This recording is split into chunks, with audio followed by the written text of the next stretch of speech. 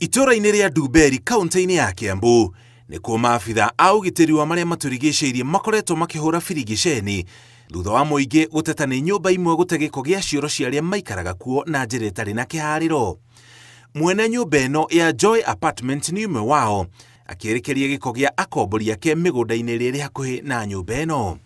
Ũthuthuria makĩria wonanĩtie mwako ũtatangĩkĩire mĩtaratara ya gũte gĩko ona hanini gũkĩriga ũrĩa andũ maikaraga gũkũ na mũhera ũrĩa umanaga na gĩko ta gĩkĩ.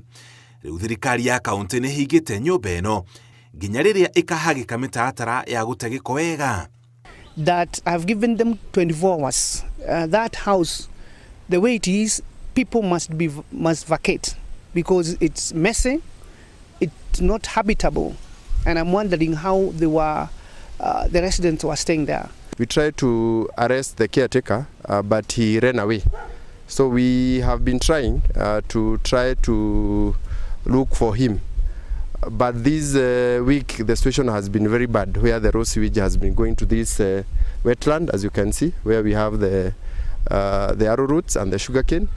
And it is, I want to confirm that part of the problems we're having in terms of the disease burden is as a result of discharge of untreated raw sewage.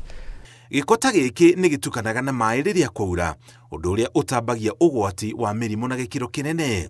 Any discharge of raw sewage is attributed to quite a number of diseases, majorly what we call the communicable diseases: cholera, dysentery, typhoid, and majorly the diarrhea diseases. Ona gũtuĩka ataramu a ũgima wa mwĩrĩ nĩ marathiĩ na mbere na gũtabania ũthuthuria, ũrĩi wa irio itukanĩte na gĩko ta gĩkĩ nĩ ũgwetanĩtio na mĩrimũ ta cancer. One of the major issues that comes also with discharge of raw sewage is heavy metals. So we also attribute some of the issues in regards to organ failure and organ issues related even to liver issue, kidney issues, as a result of heavy metals that are discharged by household environment and household activities. Arĩa maikaraga hakuhĩ na nyũmba ici nĩ mehereirio kĩgio gĩa gĩko, mĩrimũ na mũhera mũru ũrĩa maikaranagia naguo. Tuko na sweet potatoes, tuko na ndoma, tuko na miwa. Hata waziri nimemwambia nimkatia miwa akasema hawezi kula. Lakini sisi tunakulanga tu juu tujaafektiwa hivyo sana. We are telling people because you have money and God has blessed you, you don't have to subject other people to very sad situations because you have money.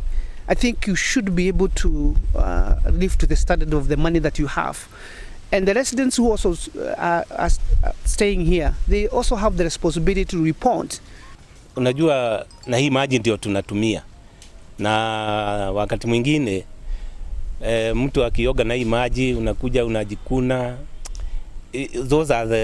Hizo ndizo tu shida tunakuanga nazo. Ngiribotera Inooro TV, Njĩtagwo Mũriũki wa Mũcoki.